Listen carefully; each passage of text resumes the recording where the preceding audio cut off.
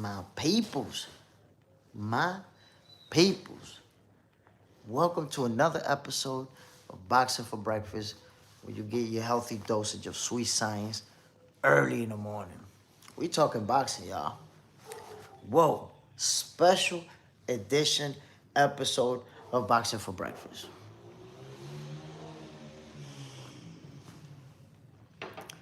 Boxing junkie in the building. Salute, my brother.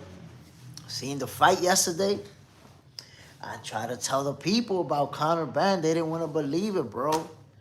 They didn't want to understand it. Boxing junkie, what an awful card. The night is about Conor Benn versus Chris Eubank Jr., bro. I don't even care about the card. They topped it off. They did what they had to do at the end. Whoa. Classic, classic. The entrance was epic. 50 Cent was in the building. And the Destroyer did what I tried to tell people he was going to do. Jay Stradamus did it again. Side, my brother, good morning. Bam! Conor the Destroyer Benn showed everyone. That's a lot of people who face I want to see, by the way. You know, everybody that told me that Chris Eubank Jr. was going to knock him out and that Chris Eubank Jr. was just too big and too strong. Always trying to make it about the size. And I try to tell people it's not always going to be about the size. It's about the skills. Boxing junkie, that was the worst fight of the night. That's what happens when you're going the other way, man. If it doesn't go your way, it's going to feel that way. That was an amazing fight for me. Side, Destroyer looked great. He won every round. Boxing junkie, it was a shutout. Listen, I said it before, and I'll say it again. You guys remember this from yesterday. I said Conor Benn in the last fight, he weighed 156. He couldn't even get close to the 160. 156. And this time around, he weighed like 159.5. So he's more acclimated to that weight. You know what that means? That he's going to be faster and stronger. Because now he's been there for a while. He's been training there. And we saw the results. Sai, definitely more acclimated to the weight. I think he might struggle to make 147 now. He looks strong. Let's see if he can make 147 and be good. Or if he's going to struggle. Boxing junkie. Now, I wanted Conor to win, but not like that. Look, there's two things that we saw in this fight that we didn't see. Oh, we saw it in the first one, but we didn't see it as effectively. Number one, the head movement. That head movement was on point. He was making Chris Eubank Jr. miss a lot of punches. And then a subtlety that made a huge difference, and people didn't notice it, was the footwork. Conor Benn had a little step back that was not there in the first fight. And I'm going to tell you why that was the biggest difference. The biggest difference. When Chris Eubank Jr. in the first fight would step in with that double jab, Conor Benn would block and move, but stay in place. And Eubank Jr. would close the gap and go bam, bam, bam, bam, put 4 or 5 punches on his head. But this time around, Chris Eubank Jr. would step in with that double jab, and when he caught him, Conor Benn would do a step back. So he wasn't there to be hit with those 3-4 punches like the first time around. Remember, Chris Eubank Jr. did that a lot in the first fight. Closed the gap, bam, bam, bam, let off on him. Conor Benn was not there to be hit like that this time around. And another thing that was very noticeable is the way that he was stepping in behind the jab. In the first fight, he did that a lot. Just try to go in and catch him with the left hook. You saw that. This time around, he was working behind that jab consistently. Out-jabbed him. Body shots, ruthless. Conor Benn did it all. Came through with the game plan. And let me tell you something. When I saw that Bomac was on Eubank's team for this training camp, I was like, oh, man, damn. They got Bomac over there. That could be a problem. That could be a problem. But I was still rocking with Conor Benn. Look, this is what I felt about this fight. Think about this. The first time around, it was a competitive fight. It's not like Conor Benn got washed. So this is how I made my decision. Luch, DJ Envy, Swiss Beats. Come on, man. We talking boxing, my G. What's up? So I'm thinking to myself, that first fight was real competitive. They went back and forth. And, yo, Chris Eubank Jr. ate some monster shots in the first fight. It's not like he was only dishing it out. He took some punishment himself. So I said, you know what? For this rematch, Conor Benn is bigger, is stronger. He's going to be faster than the first time around. I think now he's physically enough to win that fight. And that was my prediction. That's why I felt that way. And there you have it. He proved that he can do it. Conor the Destroyer Benn. And you guys know he was the underdog. Obviously, most people expected him to lose. The bigger guy, he's moving up. He already lost the first fight. It's an easy prediction to make. I don't knock anybody who says, yo, Chris Eubank Jr. is going to knock him out. I understand that. Or people who felt like Eubank Jr. was going to do him even worse than the first time. I get that. But I foresaw this. Boxing Junkie. Now, do we see a trilogy or we move away from this and Conor goes back to 147? So yesterday, Conor Benn said that this is it. That the Eubank Benn saga is over. So we may not see another one. This may actually be it. And if it is, I'm okay with it. Because these are tough fights. So I'm good. If Conor Benn decides to go back down to 147, I'm okay with that. Let's see what direction he's let's see what direction he's gonna go in. So I think Benn can beat Rolly and Barrios. He can beat them if he can make weight and not be in bad physical shape. Because, you know, from 160 to 147, that's a big difference. And I can tell you, it's easier for you to jump up than it is to go down. As far as gaining the weight versus losing it. So he'll be able to make 147, but is his body going to be okay? Is he going to be good? How much time is he going to need? Because I guarantee you, Conor Benn cannot fight at 147 in 3 months. If he does that, he'll get cooked.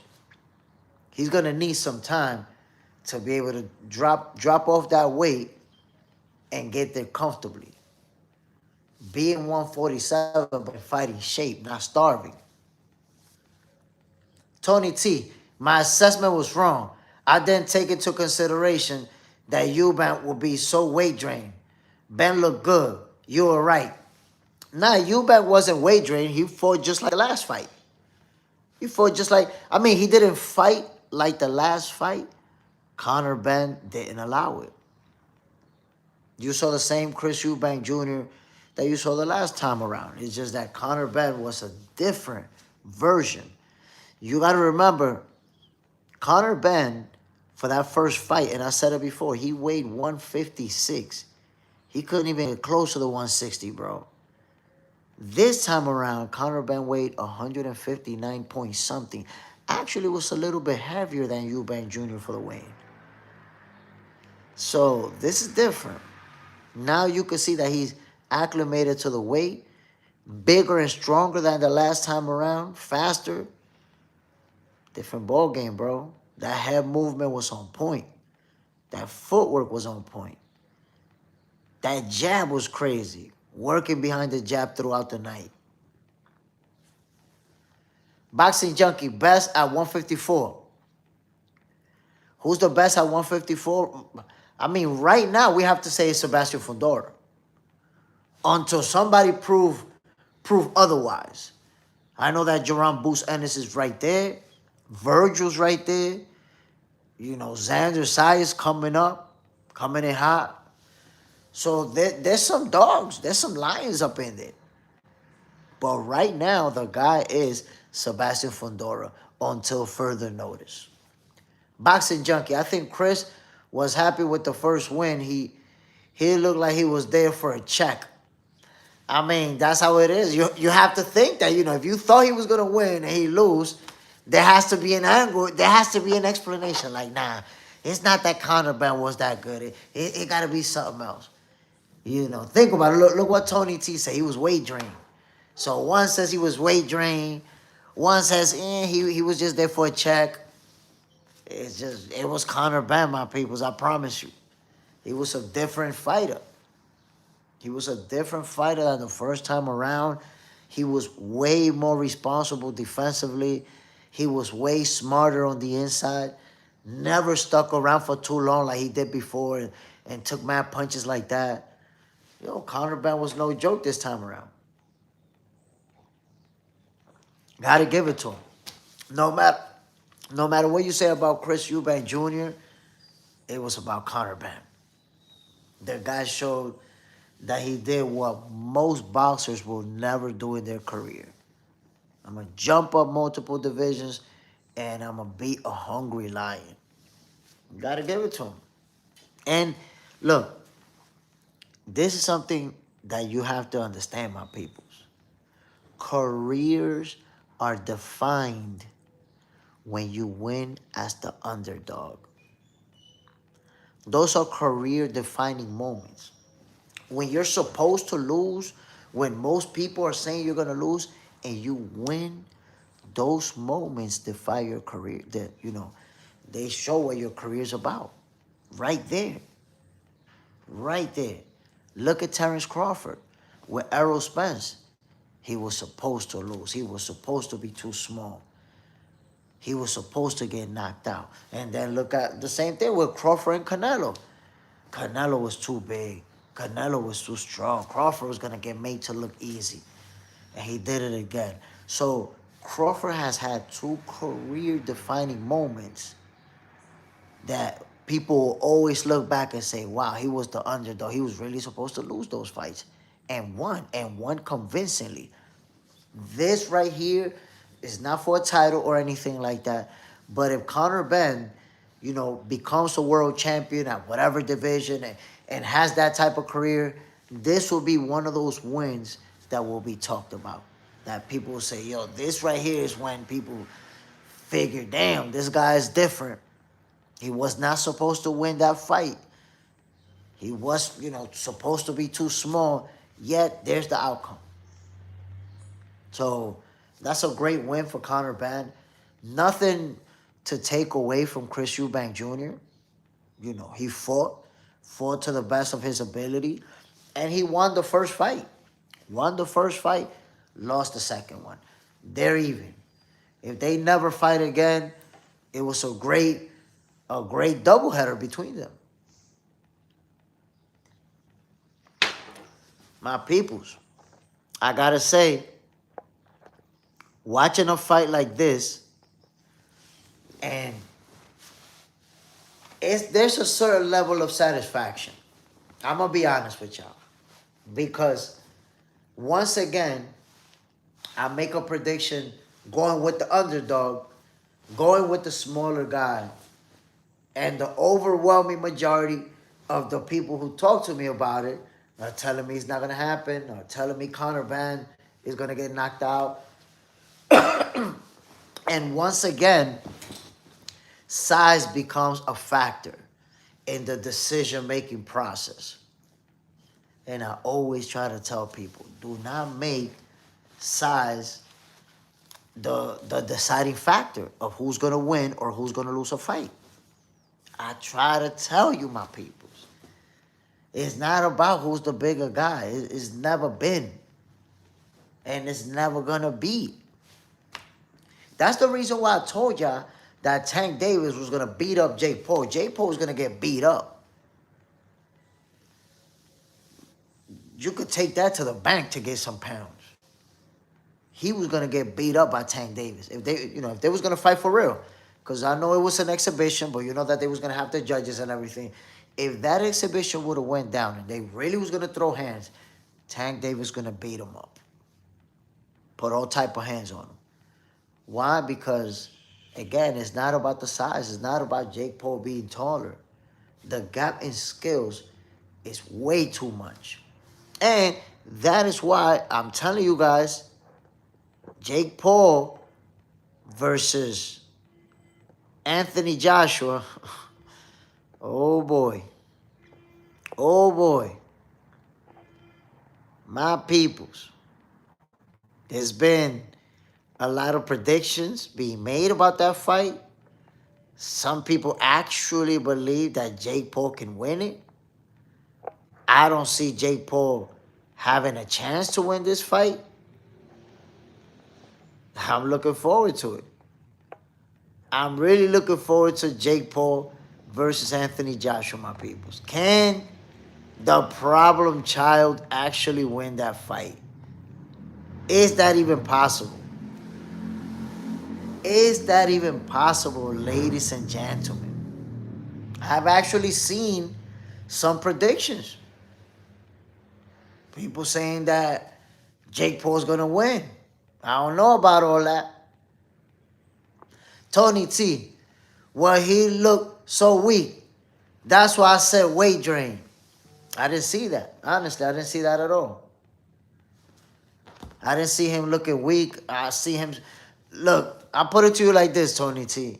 Look at Conor Benn's face after the fight and reassess if he was weak or not. Look at Conor Benn, the lumps in Conor Benn's head to see if he was really weak. Boxing Junkie, Tebow wasn't supposed to lose. Only Spence fans thought that. Nah, come on, Boxing Junkie. A lot of people was predicting that he was going to lose. Matter of fact, Tank Davis was predicting that he was going to get knocked out brutally. Remember the glass shield and all of that stuff? It was a popular prediction that Crawford was. That was the whole narrative. He's too small and Spence was too big. And then after the fight happened, everybody changed the tune to, oh, no, the car accident. And Spence wasn't the same anymore. You know how it goes. The hateful Crawford side. I didn't think size would be a factor. I was edging Eubank Jr. because of Bomac involvement, but it didn't help much. Now listen.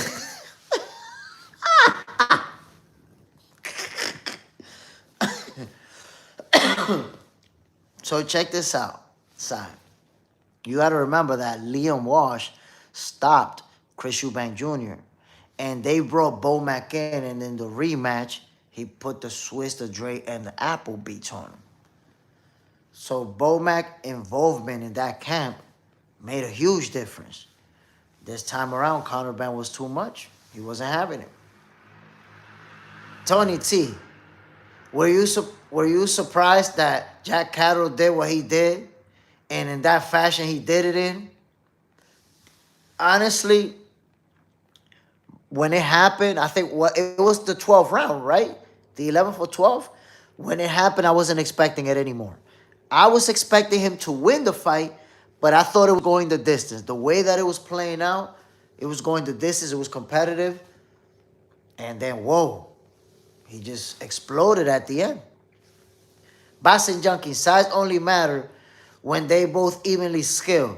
That's when size comes into play. But a great small fighter always be an okay big guy. Kobe, great call yesterday, Jay. Appreciate it, my brother. Appreciate it. Some people will never accept it. Some people will never see why I'm Jay Stradamus. Boxing Junkie, Jake beat Joshua is set up like that.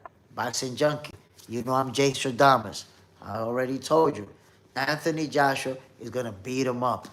If you don't want to accept it, okay. When it happens, then I don't know what you're going to say. You're going to have some type of explanation. You're going to figure out some conspiracy behind it.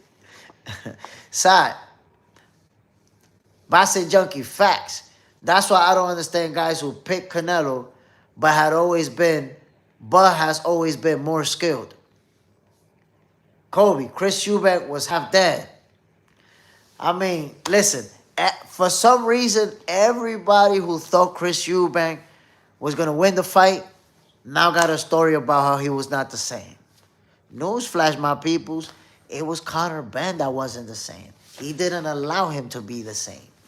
That's how the cookie crumbles. Rather than saying Chris Eubank wasn't the same, you just have to see that Conor Benn wasn't the same. And that's why Chris Eubank Jr. could not operate. I can tell you why the fight played out the way that it did. I briefly said it earlier. But in fact, I'm going to tell you why this fight played out differently than the first one. I'm going to show you so you have a good understanding. Agent 17, salute, my brother. Bam, appreciate you dropping in. Y'all already know what it is. Welcome to another episode of Boxing for Breakfast, Sunday morning edition, y'all. What a fight we got yesterday. What a showdown. Ladies and gentlemen, they traded some nasty leather. Conor Benn, Chris Eubank Jr.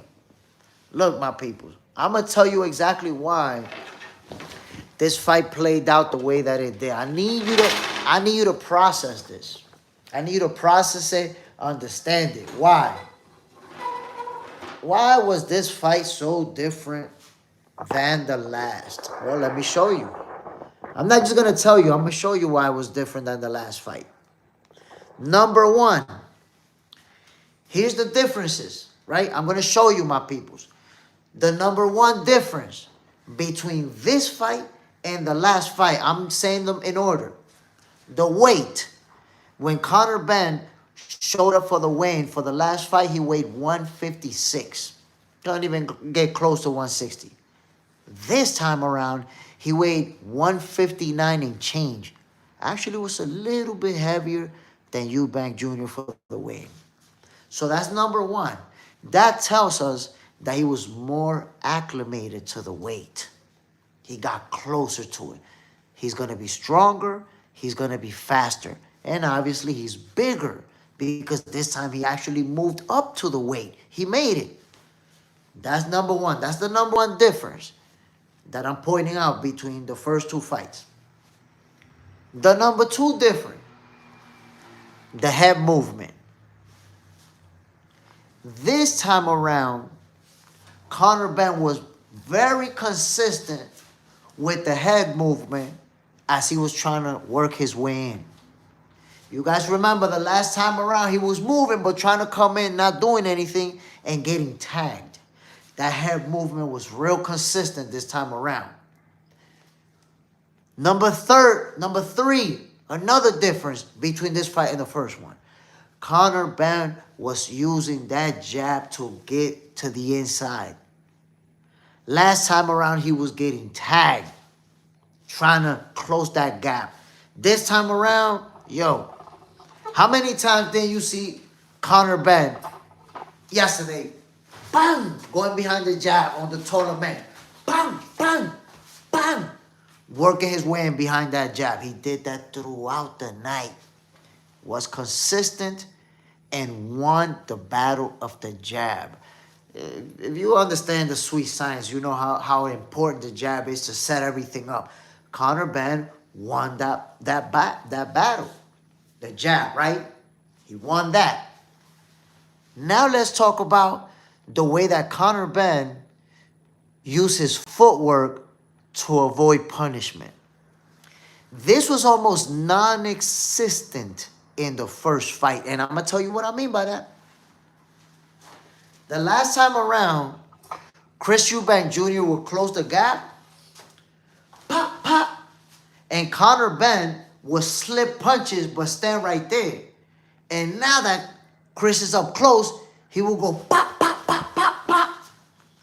Land 4 or 5 shots on Conor Benn's head. Boop, boop, boop, boop. Before a clinch or before fighting back.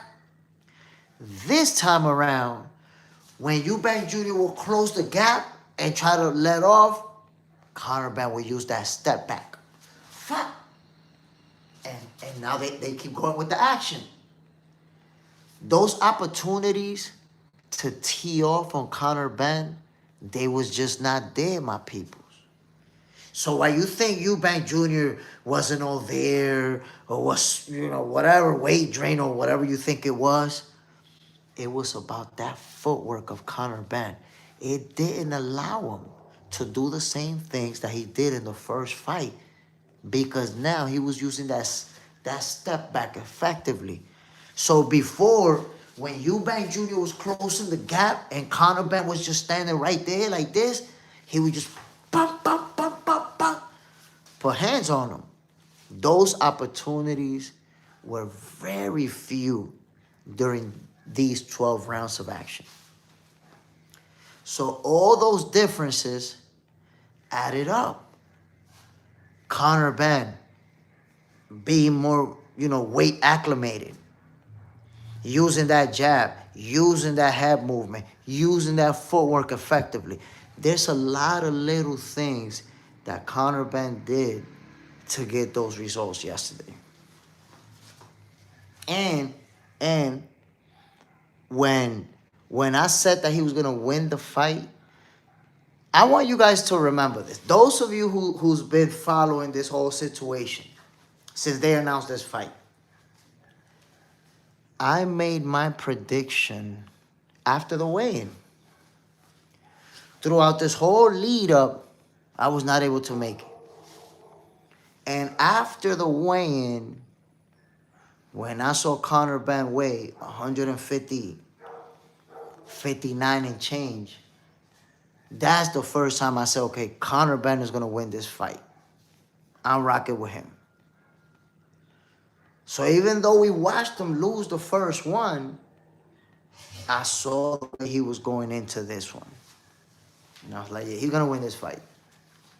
He's going to win this fight. And there you have it, ladies and gentlemen. Salute to everybody who tuned in yesterday to give me your predictions. I got your predictions, your comments, your predictions. We got you.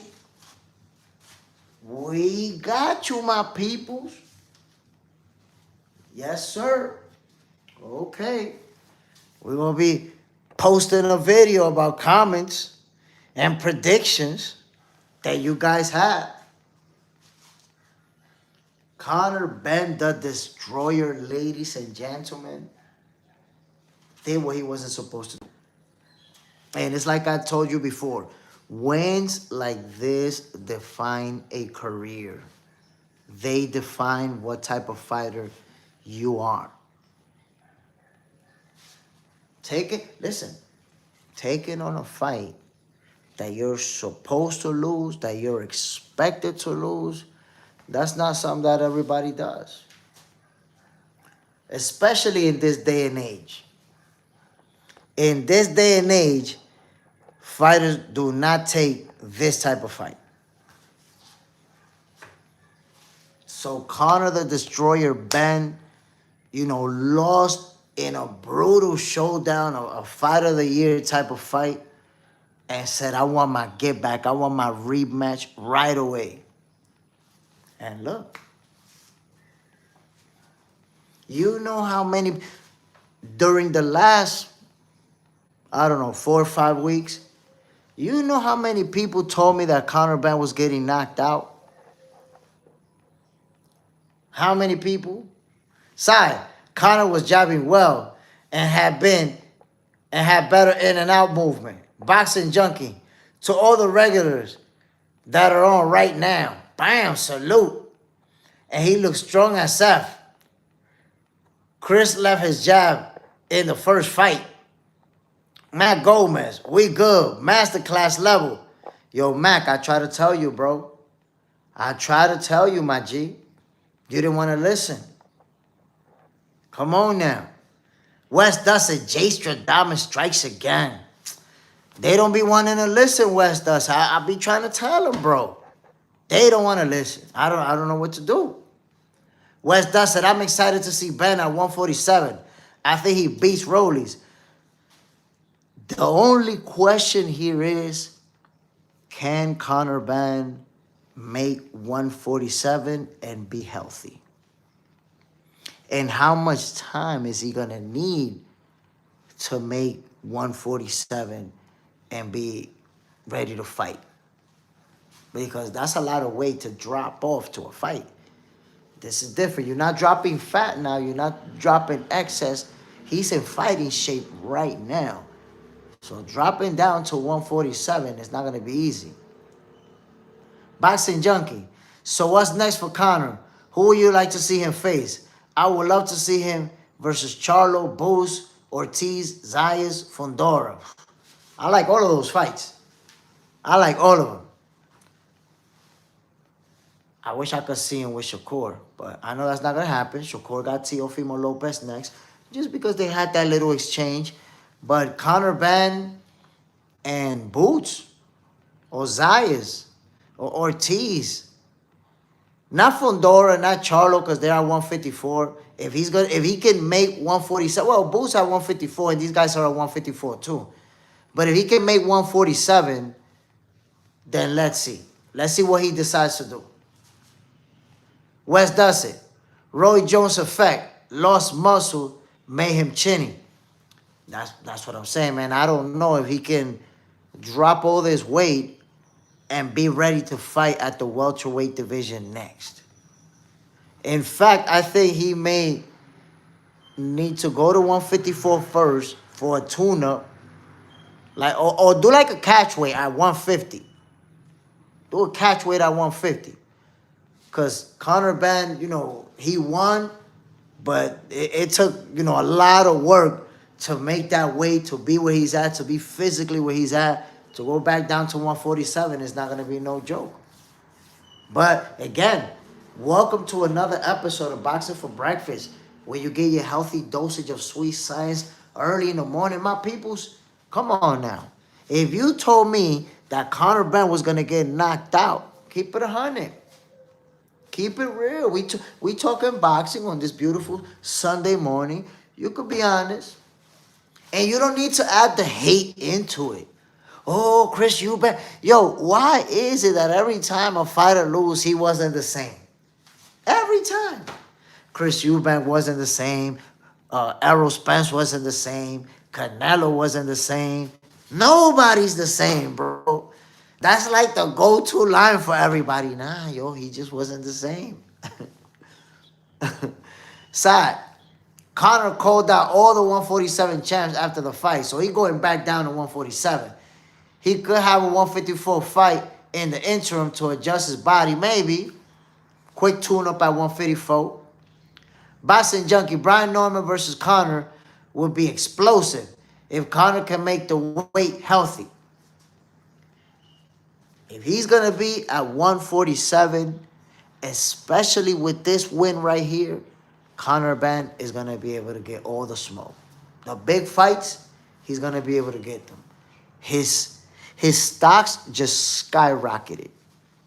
Skyrocketed. Bam! And you know a fighter's stock skyrocket when you see the hate. I'm seeing all over social media people saying, nah, Conor Benn, somebody posted, this is gonna be his only big fight. He'll never win another big one and just try to live his whole life for this win. I'm like, God damn, bro, you really hate this guy like that? That's how I know what this win did for his stock. Remember what I told you this, my peoples. This is a career-defining win that we witnessed. Joe Crowley, Conor deserved the victory. Worked hard, earned it. West does it. Nigel was like, I'm on to my other kids now. I'm done with this one. They got to where they needed to. They did it. There you go. Undisputed one. Ben beat him mentally in the first fight. Ben was much improved, deserved to win. He deserved it 100%. I think people don't realize the effect of that first fight. Like, Chris Eubank Jr. won fair and square, but he took a lot of punishment to win that fight. He took a lot of hard punches. Landed in the hospital I don't know how many days after the fight. So coming into this one, he already knew the type of power that Conor Benn possesses. And now Conor Benn is actually bigger and stronger and faster than he was in the first fight. This was the results. This was the results right here. Eubank Sr. was stressing ringside all night. He's seen a lot of tragedy in boxing. I mean, he was watching, you know, his son taking some nasty punishment. Nasty punishment. But then again, if you look at the first fight, it was quite brutal. Brutal. But this time around, Conor Benn came, you know, he was just a different fighter than the one we saw in the first fight. We saw that jab, man. The way that Conor Benn was working behind that, you see, and that's a key right there that a lot of fighters don't use, or at least don't do it effectively when they're coming up and when they're not at that level. That jab, think about it. Chris Eubank Jr. is the taller fighter and the fighter with the longer reach. Yet Conor Benn won the battle of the jabs. Conor Benn, that jab, bang, bang on the taller man, just bang, bang. He was working behind that jab consistently and kept Chris Eubank Jr. guessing. Kept him on his back foot. Kept applying that pressure, that psychological pressure of I'm going to keep coming forward no matter what.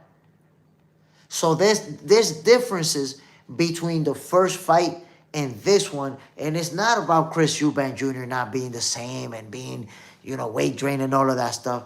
It's about what Conor Benn did this time around that he didn't do in the last fight. That made the difference.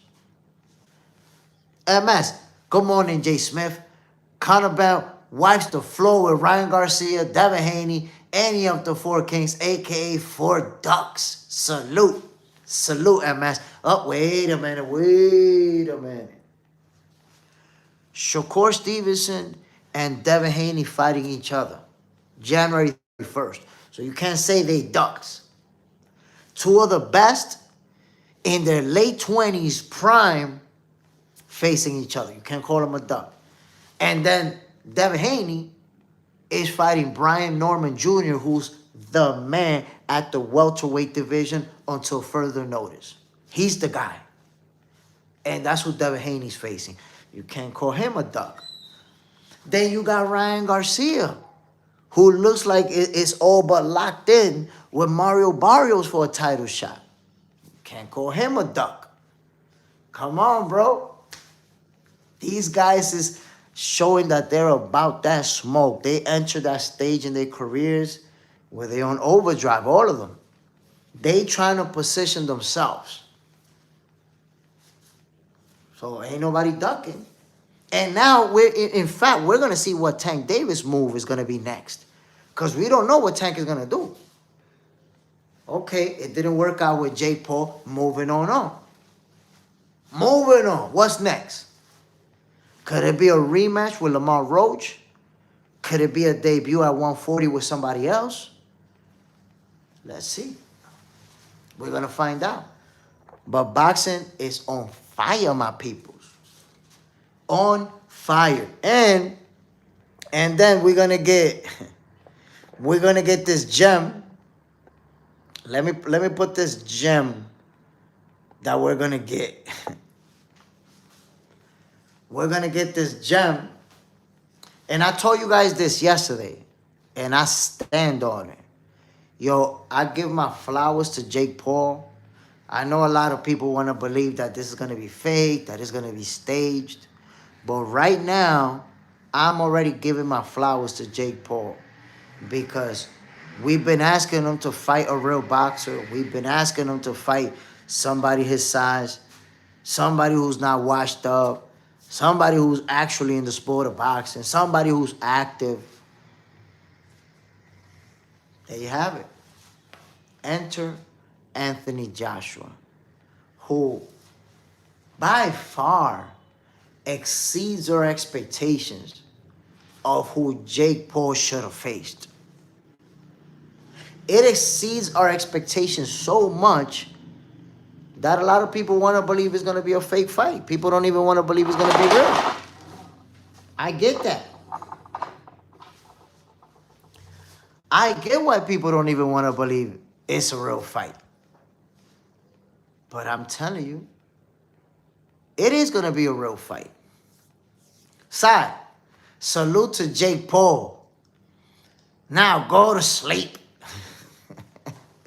I'm going to tell you what, I think there's a very high possibility that Jake Paul goes to sleep if the referee doesn't step in and save him, or his corner does something like, throw in the towel, or he don't want to come out in between rounds. Something could happen where they like, okay, let's stop this. But if he's there, like, let me trade leather with this guy, I'm going to try to beat this guy, he goes to sleep brutally. West does it. This is the only fight I respect from Jake. Truthfully, I want AJ to beat him out of the sport. He's not going to beat him out of the sport, that's for sure. I can guarantee you that. It's not going to happen. No, look, the Tommy Fury fight was a good fight. Even though Tommy Fury isn't, some high-level guy or some world champion, but I think they're in the same, more or less in the same level of skills, same experience, more or less. So I think that's a good fight. I was good with that one. Mel 07. Do you see the Benn versus Eubank 2? What a fight. Bomac was trash, no help. Y'all gotta stop saying that, bro. It's like a coach doesn't win a fight. Coaches don't win fights. They can help you. They can add to your arsenal. But ultimately, it's about the fighter. It's about the fighter. West does it. AJ don't systematically break dudes down. He knocked dudes out. I think he's going to knock him out. I think he knocks him out unless somebody steps in. Like, let's say he lands a couple of big shots, wobbles them, and they're like, no, let's stop this. Let's not wait for Jake to be brutalized. Because I promise you, remember, West does it. Jay Stradamus is telling you this. Jake Paul can go to sleep in the first round, and he's still going to be just as big of a star and continue to make big paychecks in boxing. In fact, he's going to be bigger because now they're going to say, oh, my God, he went in there against a heavyweight. He got knocked out, but he had the courage to do it. He's going to tell you that. I had the courage to do it. We're going to be proud of him that he got knocked out. Boxing Junkie, Joshua hasn't fought in over 14 months. It doesn't matter. Listen, Boxing Junkie, you try to step in there in the ring with somebody that haven't fought, with a professional champion that haven't fought in 5 years, and see what happens. It's the gap in skills, the gap in talent. It's too much. Doesn't matter. Mel 07, he still was not giving him good points, bro. Bomac only good at training Crawford. Damn, he got all the world champions, and you think he only good at training Crawford? Look at how many champions. So he not good at training Keyshawn Davis at all. Like, look what Keyshawn Davis accomplished. He's not good at that. Or when Chris Eubank Jr. lost to Leon Walsh, brought in Bomac, and then he knocked out Leon Walsh right after that. He wasn't good on that one either. I mean, I don't know, man. I don't know. I don't think you following boxing right. Or you just don't like Bomac. You might as well just say that. Mr. Tommy Gunn, 1979. Shout out Base Boxing Basement. Call the fight also. Salute, family. Bam. Yo, what I saw in this fight before the fight is that Conor Benn was bigger, was stronger. He didn't show up weighing 156. He showed up weighing almost that 160. And I felt like the first fight, he was close. He was competitive. He hurt Eubank, landed a lot of big shots. Now that he was bigger, stronger, and I knew he was going to be faster too, I felt like, yeah, now physically, he's going to have what it takes. And there you go. That's how it played out. But he did a lot of things in this fight that made a difference too. The head movement, working behind the jab, the little back step that he was doing when Eubank Jr. was stepping in. He was doing a lot of things that made a difference. So his advice was sound. Eubank Jr. just couldn't execute. That's the thing. A coach can give you the best advice ever. But if you have an opponent that's outworking you, or that's just there in front of you and not letting you operate, it works out that way. It happens. Mellow 7, I hope Joshua sleeps him like he did Francis. I think Jake Paul is going to go to sleep. Real talk. I really believe that he's going to go to sleep. Because Anthony Joshua is someone who's wealthy, my peoples. He's been making millions and millions of dollars for years. He don't need to take a check for a dive. This dude could retire from boxing right now, and never in his life, him and his kids work a day in their lives. So he's going in there. This is my take. Anthony Joshua's going in there like, yo, so this dude really think he could beat me? This dude disrespecting me.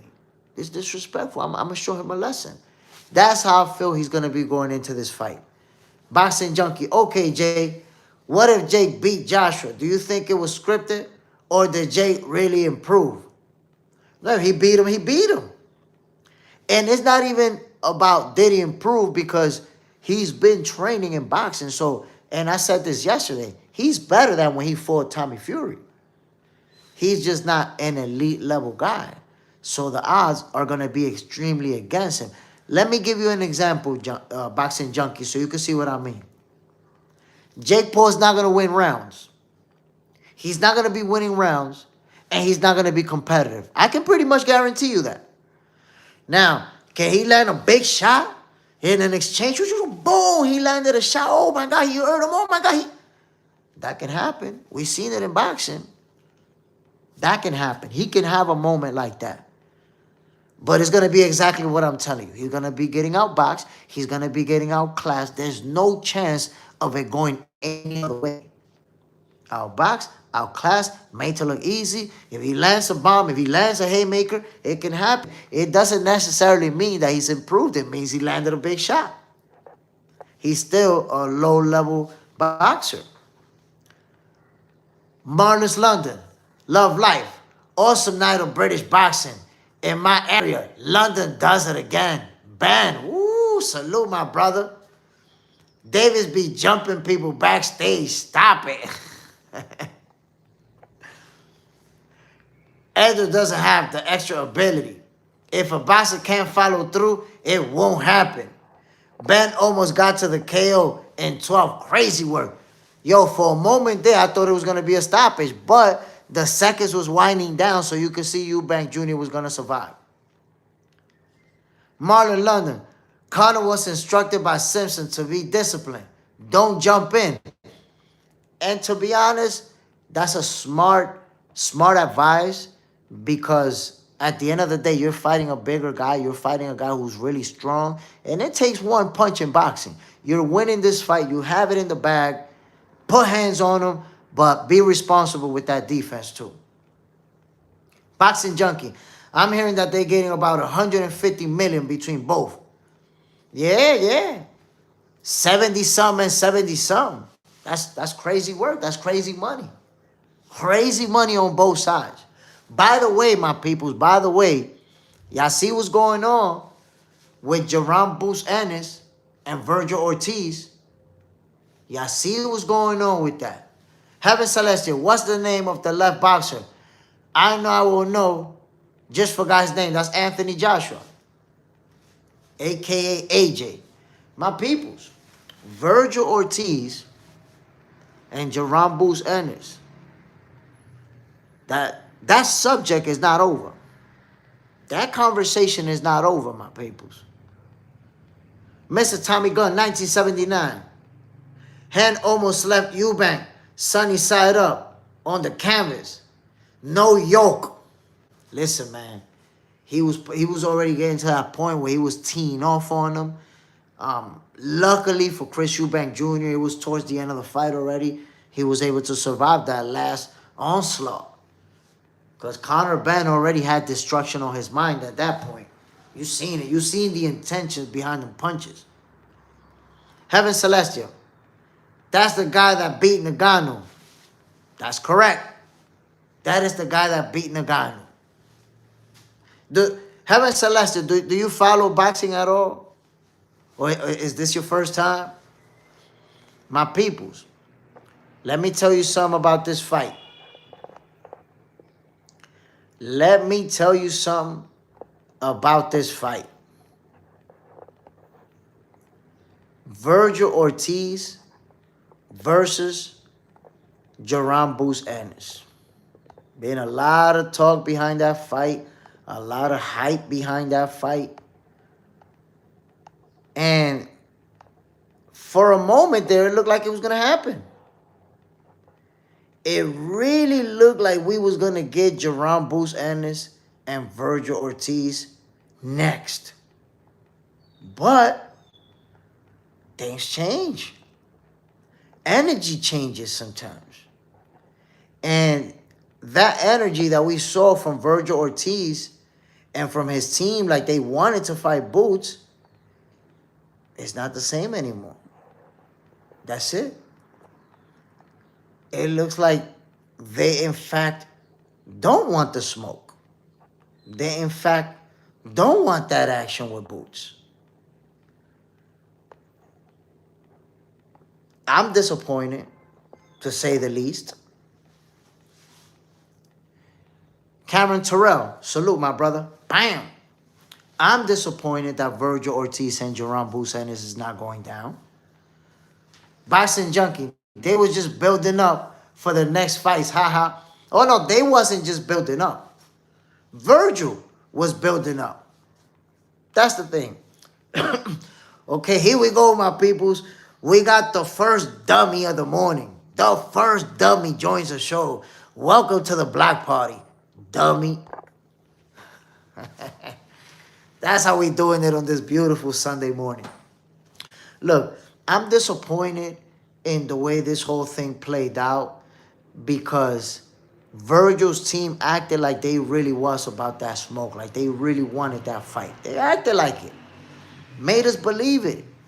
But then when Jaron Bruce Ennis showed up and it's right there in his face, like, what's up? Let's make it happen. Virgil team scared to death. They scared. They want to be scared now.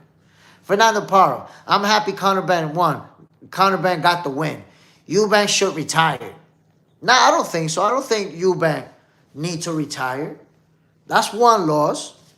You know, people always do that. A guy takes one L, he got to retire. Nah. Eubank Jr. is good. Heaven Celestial, Conor Benn have real punching power. Showed it. Boxing Junkie, who was goofballery? I don't know, some dummy. You know how it is. There's always a dummy. That's the first one out of it. My peoples, listen. This fight could have happened next. Virgil doesn't want it. Oscar doesn't want it. Virgil team don't want that smoke. That's the reason why it's not happening. Let's not put together a whole fake narrative about how they was capping and no. One side wanted to smoke, the other side don't want it. That became real obvious. And I'm going to tell you what. I was talking to Bozy privately, you know, DM and shit. And he's traveling right now, but me and him is going to link up. I don't know if today, I'm pretty sure he's going to be tired as hell from his flight and all that. Maybe tomorrow, I'm going to link up with Bozy. So y'all could get it from him so y'all can see what's really going on. All the speculation, I'm going to show you that it's not speculation. I'm going to show you that they really was trying to make that fight, that they really want that fight still. But what can you do? You can't fight somebody that don't want to fight you. They cap. They really, Virgil and the whole team had me really believing that they wanted that fight with Boots. And it was all cap. That's just the reality. That's just the reality of it, my people. Now here, there is no cap. Look how interesting that is. Virgil Ortiz, that was cap. Him wanting to fight Boots, nah, he don't want to fight no Boots. Now we know. But Jake Paul, when he said he wanted to fight AJ, we said that was cap. We said, no way Jake Paul step in the ring with AJ. It just cannot happen. And it's so crazy that people want to believe this fight is fake. They want to believe it's staged. That's how crazy it is. It like, you have Jay Stradamus telling you that it's going to be real, and you don't want to believe it. At this point, you should just say, yeah, if Jay said it's real, yeah, it's real. Let's not even question that. Why would you question it when you know I don't be wrong? Why would you question it? You want to be wrong again? You want to be wrong again? Tell me. Boxing Junkie for $75 million. I'll fight AJ, Tank, and Bud in the same night. Where's the contract? You're not fighting all three of them in the same night, bro. You're not. Once you fight AJ, you're gonna go to sleep and you're gonna wake up the next day. You're not gonna fight the next one. How are you gonna do it? Or you're gonna allow them to pummel you from your hospital bed for 3 rounds? So no, you're gonna fight one, go to sleep, and when you wake up, you're gonna be in too much pain to fight the other one. You're gonna need some time for the next one. So if you put it in contract that you fight all 3 of them on the same night, you're gonna get knocked out by the first one, and you're not gonna get paid because you're gonna be in breach of contract. Now you're not gonna get a dime. So take one. Take one of them guys at a time. My peoples, give the flowers. Give the flowers to the fighters who do the improbable. When a fighter does what he's not supposed to do, give him the flowers. Let's stop making the focus about, oh, well, the other guy wasn't the same and he just was different. Yeah, look, I'm going to show you something. And this is interesting. This is interesting to me. Some people are haters and you just don't know that you're a hater. If you know you're a hater, that's cool because you already know you're a hater. But if you don't know you're a hater, then I'll help you understand that you're a hater so that you can change if you don't want to be a hater. I know people that said Errol Spence wasn't the same, Canelo wasn't the same, Eubank Jr. is not the same, Sean Porter was not the same, and pretty much anybody who loses against a fighter that they don't follow is not the same. That's a sign that you're a hater. If nobody's the same when these guys beat them, that's a sign right there. At some point, now, if you said this guy wasn't the same, but then you watch the next fight and you give the winner credit and you don't even talk about that, then you're not a hater. But if your main topic of conversation is that this guy's not the same, you're a hater. If, for example, you go into the comment section and the first thing out of your mouth is, nah, you know, this guy won, but this guy's not the same, you're a hater. Because you're already taken away from the credit that Conor Benn deserves by trying to diminish and disrespect Chris Eubank Jr. Now they already got him retired. You gotta retire. You gotta get out of here. Get out of boxing. You ain't even the same no more. That's it. That's how quick fans are to discard you. You lost, get out of here. Marlon London. All I can see is weight clause, lies. I'm trying to tell you, bro. The better fighter won. That's just the reality. Chris Eubank Jr. won the first fight. Conor Benn won the second fight. The better fighter won. But every time the guy who's not supposed to win wins, they always say that the opponent wasn't the same. It's like I keep reliving that over and over and over. No, he just wasn't the same anymore than when he beat him. Go figure. That's why I say it's kind of like with Terrence Crawford. Every time he beat nobody, they ain't the same anymore. Canelo wasn't the same. Sean Porter wasn't the same. Errol Spence wasn't the same. Amir Khan wasn't the same. Carol Brook wasn't the same. Nobody's the same. I don't understand it. If we was to do that to every single fighter, then nobody's record is shit because nobody's ever going to be the same. I don't know what's the logic behind that. But at the end of the day, respect to Chris Eubank Jr., respect to Conor Benn for giving us an amazing fight. Another one, you know, the history of boxing has gotten richer with this fight. This is one of those that we'll go back and watch it again. We'll watch, you know, both fights. We'll watch the first one again. Wow. And then we'll watch the second one. And I already see the difference, the adjustments that Conor Benn made. Some of y'all gonna have to see the fight 3 times to see what the hell really just happened. But my peoples, I want to give a shout out to everybody who tuned in this beautiful Sunday morning. Shout out to Conor Benn. Shout out to Chris Eubank Jr. Shout out to they pops, the icons, the legends. Chris Eubank Sr., Nigel Benn. Shout out to Matchroom, Eddie Hearn, and everybody who put this event together.